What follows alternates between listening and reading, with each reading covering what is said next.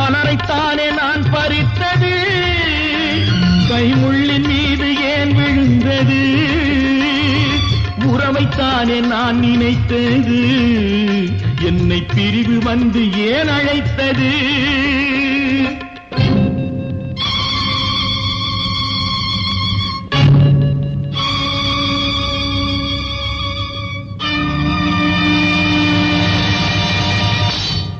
எழுதுங்கள் என் கல்லறையில் அவள் இரக்கமில்லாதவள் என்று, பாடுங்கள் என் கல்லறையில் இவன் பைத்தியக்காரன் என்று.